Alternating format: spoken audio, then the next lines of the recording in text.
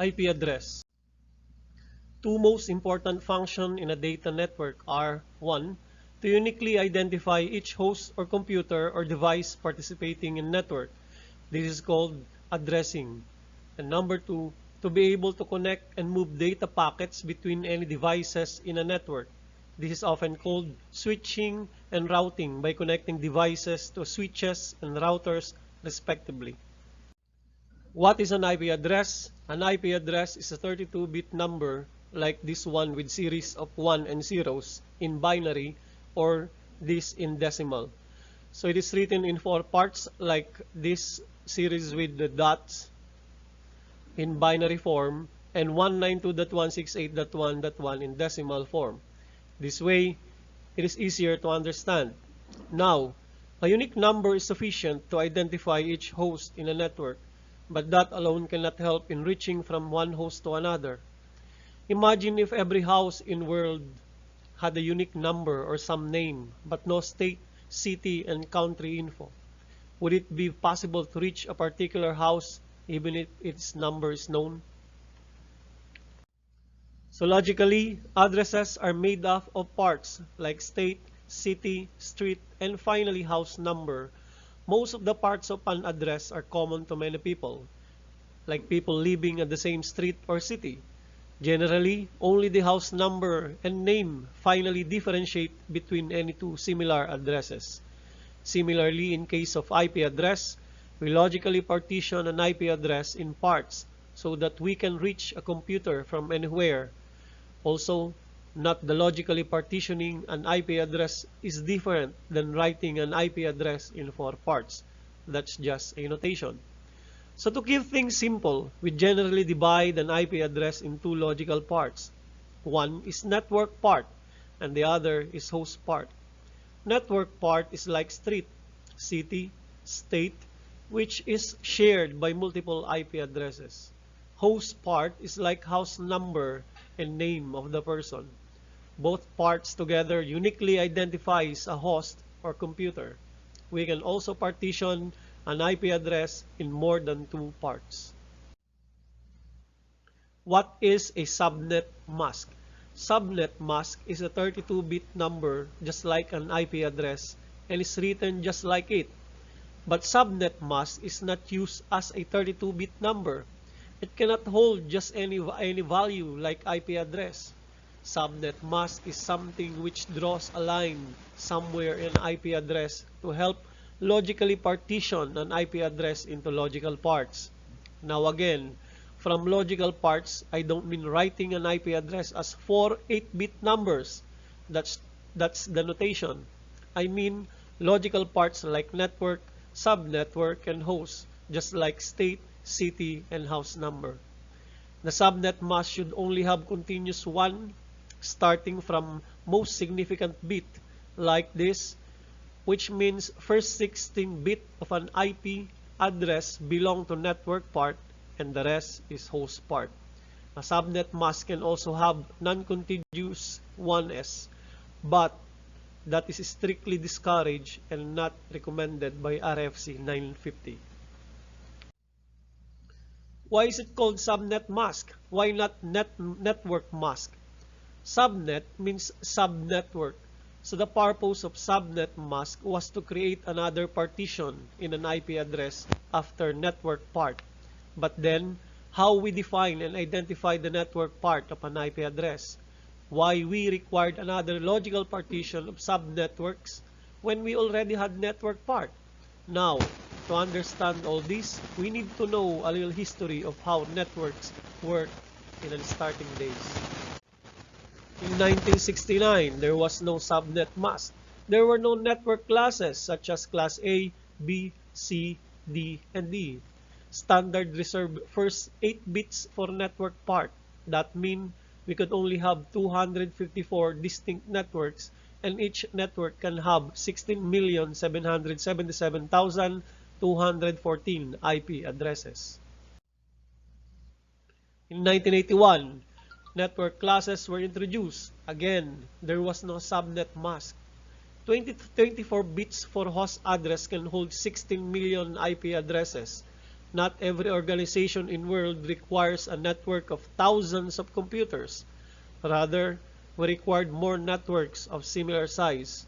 Also, it was clear that different organizations have different requirements of network size. This meant that we will have to partition IP addresses in a way so that we can have different sizes of network. The different size of network bits created different classes of network, which we called Class A, Class B, and Class C. But as there was nothing other than IP address, not even subnet mask, we needed a simple way to identify that is the network class of a given IP address. Take 12.1.2.3 for example. We cannot identify what part of it belongs to network and to host without any other information given. In 1981, numbers of network being used were very less and were limited to 6 least significant bits of network bits. You can say if 50 networks existed at that time, then 50 will take a value of 00110010. So by standard, we fix the values of MSB of first octet to identify class of an IP address, which automatically divided the decimal value of first octet in ranges. Also, we wanted that new scheme should not cost to change existing IP addresses in use.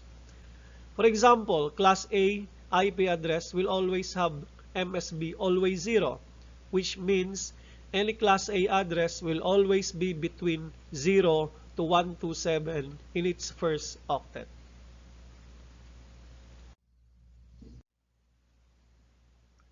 The table shows the range of the first octet as it defines the IP address in what class does it belong. Class A ranges from 0 to 127, the Class B 128 to 191, the Class C to 190 to 224, the Class D from 225 to 239, and the Class E from 240 to 255. In 1985, finally, RFC 950 subnetting was introduced. Soon after classes were introduced, as number of organizations grew at a very fast pace, we realized that we needed some way to further partition a network into a subnetworks of smaller sizes. Here was the subnet mask introduced. That is why it is called a subnet mask, but not network mask.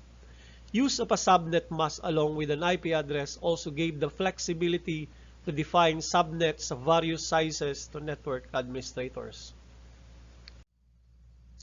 In 1985, network devices, operating system, and protocols were updated to accommodate for subnet mask. Classes still existed. Still, we used the MSBs to identify class of an IP address. Subnet mask always took value greater than 255.0.0.0 like 255.240.0.0. We use it to further subnet classful network. Subnet must logically partition an IP address into 3 parts. This methodology of allocating IP address is called classful networking.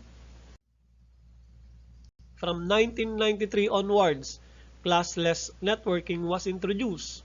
Why do we need to divide an IP address in 3 parts? Why not just 2? You can just merge subnet part with network part using a subnet mask or call it a network prefix. Why do we need classes anymore? Nowadays, when we enter an IP address 192.168.1.1 and network card properties, subnet mask 255.255.255.0 will be automatically populated in subnet mask field.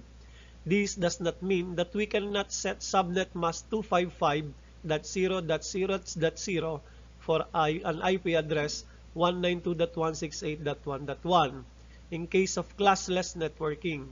It is just that we are being compatible with classful network and respecting private IP range. But technically, it will work with any network prefix. Network devices, operating systems, and protocols do not care about classes anymore.